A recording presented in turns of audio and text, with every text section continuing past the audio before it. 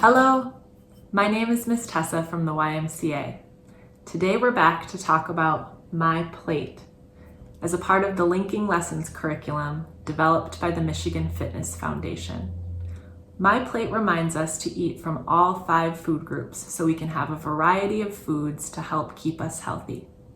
Today I brought some freshly washed spinach from the vegetable group.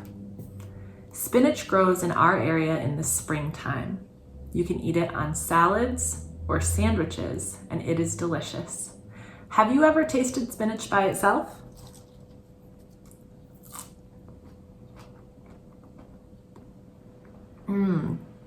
Wonderful. So tonight for your healthy homework, I want you to count the number of food groups on your plate.